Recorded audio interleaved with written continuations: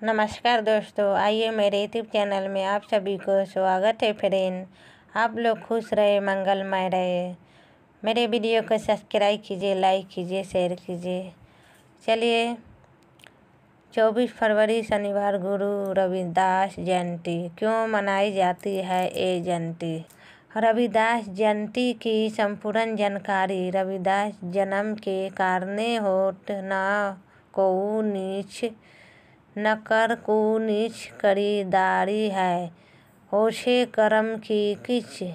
अर्थात कोई भी इंसान किसी जाति में जन्म की वजह से छोटा नहीं होता है। व्यक्ति को नीच उसके कर्म बनाते हैं। इसलिए हमें हमेशा अपने कर्मों पर ध्यान देना चाहिए।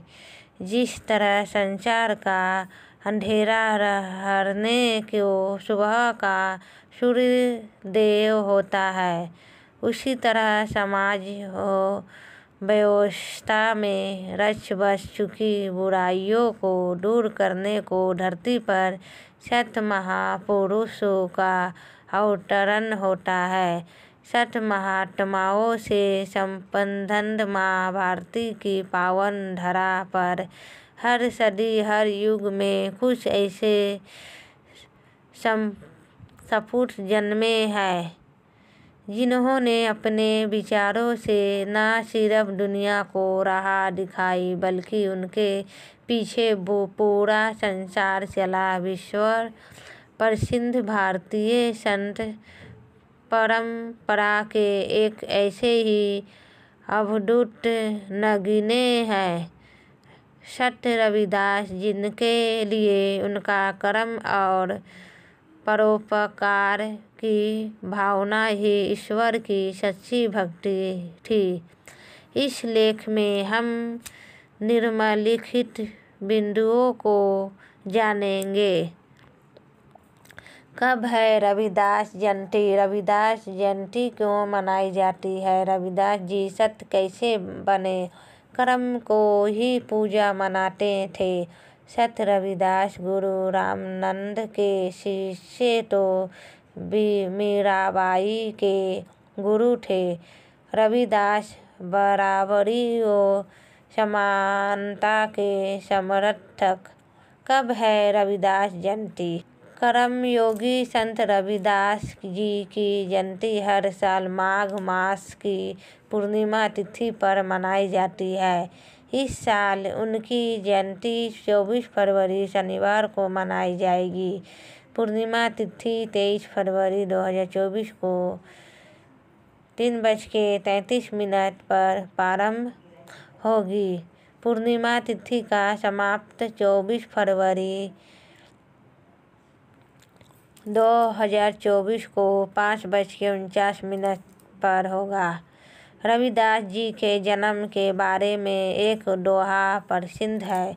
1433 की माघ सुदी 15 दुखियों के कल्याण हित प्रगटे श्री रविदास उत्तर प्रदेश की प्रसिद्ध धार्मिक नगरी काशी के गोवर्धनपुर गांव में माघ पूर्णिमा के दिन जन्मे। रविदास की माता का नाम कलसा देवी और पिता का नाम संतोष दास था।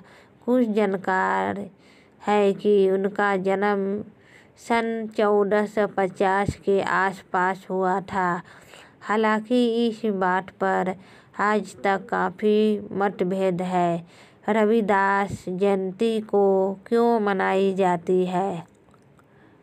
रविदास जी के जीवन से जुड़े एक दो नहीं बल्कि कई ऐसे प्रसंग हैं जो हमें अपना जीवन शांति और सद्भावना के साथ जीने की प्रेरणा देते हैं। संत रविदास जयंती के दिन उनके अनुयायी झंडा भावों से पवित्र नदियों में स्नान करते हैं और इसके बाद अपने गुरु यानी रविदास जी के जीवन से जुड़ी कई प्रेरणादायक व रोचक घटनाओं को याद करके उनसे सीख लेते हैं। यह दिन रविदास जी के अनुयायियों के लिए एक उत्सव जैसा होता है।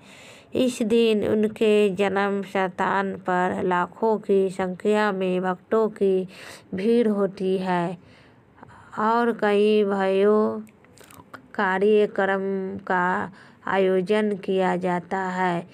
इन कार्यक्रमों में लोग रविदास जी के दोहे गाते हैं, उनसे प्रेरणा लेते हैं, साथ ही भजन कीर्तन आदि भी करते हैं। रविदास जी संत कैसे बने? रविदास जी के संत बनने से जुड़ी एक प्रचलित कथा है, जिसके अनुसार एक दिन की बात है जब रविदास जी अपने दोस्तों के साथ खेल रहे थे, लेकिन अगले दिन जब वो खेलने के लिए उसी जगह पर पहुँचे तो उनका वो साथी नहीं आया। ऐसा हुआ तो रविदास जी उसे खोजने निकल पड़े। तभी उन्हें पता चला कि उनके उस दोस्त की मौत हो चुकी है।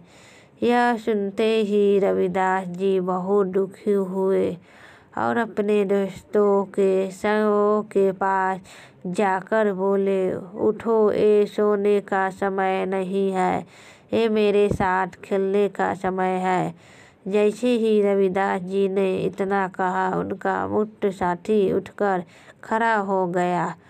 मान्यता है कि ऐसा इसलिए हुआ क्योंकि रविदास जी को बचपन से ही कई अलौकिक शक्तियाँ प्राप्त थी।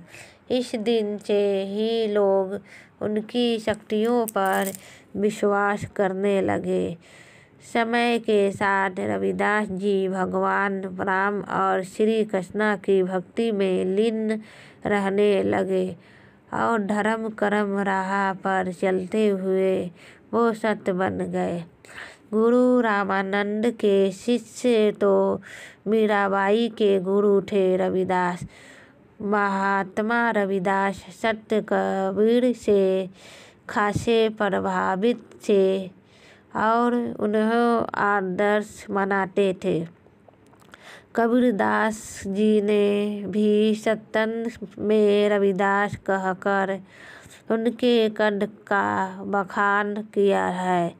हालांकि वे संपन्न रवि परिवार से थे, लेकिन कबीरदास जी से प्रेरित होकर उन्होंने स्वामी रामानंद को अपना गुरु बनाया और अध्यात्म की राह पर चल पड़े। इनकी साधना और भावुकता सहजता से परमात्मा की सेवा में लीन रहना सिखाती है। शायद इसी कारण महान कृष्ण भक्त कवयित्री और चित्तौड़ की रानी मीराबाई ने उन्हें अपना गुरु स्वीकार किया और कहा, गुरु मिलिया संत गुरु रविदास जी दीन्ही ज्ञान की, गुटकी जाति पाति के भेदभाव की खाई को पाती ऐसी गुरु शिष्य परंपरा इतिहास में अनूठी है। कर्म को ही पूजा मानते थे संत रविदास। चरमकार कुल में पैदा हुए रविदास जी जूते बनाने का काम किया करते थे और एक कार्य में बिना किसी मलाल के पूरे लगन, मेहनत और खुशी के साथ करते थे। उनके लिए उनका कर्म किसी आराधना से कम नहीं था। वे जितने कर्मठ थे उतने ही ईश्वर भक्त, जितने सामाजिक थे उतने ही सत्य। वे ईश्वर भक्ति में किसी आडंबर के बिल्कुल खिलाफ थे। मन चंगा तो कठौती में गंगा की दी गई। उनकी अमर सिख आज सदियों बाद भी उतनी ही प्रासंगिक है। समाज में फैली कुरीतियों के चलते भले ही उन्हें सामाजिक भेदभाव का सामना ना पड़ा, पर दूसरों को उन्होंने हमेशा प्रेम और मानवता की ही सीख दी।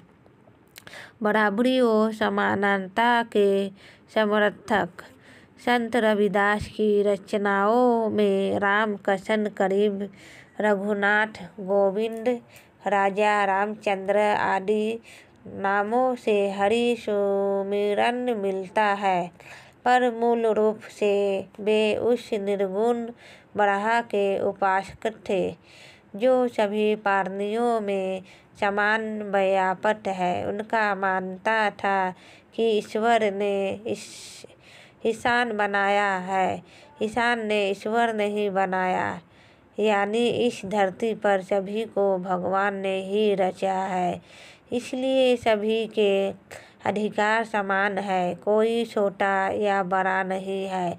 वे भक्तिमयी मधुर भजनों की रचना कर उन्हें भावों विभोर होकर सुनाया करते थे।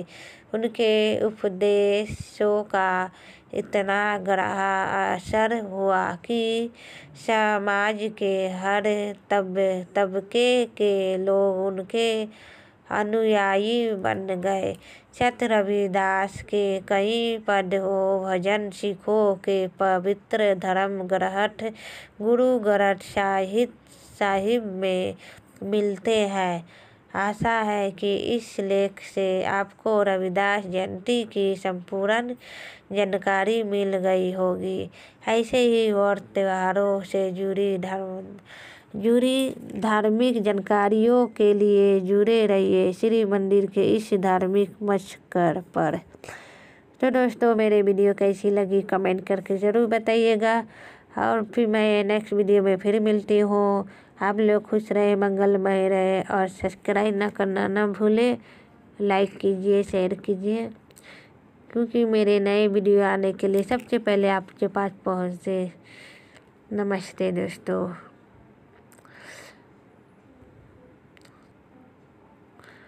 हैप्पी रविदास जयंती।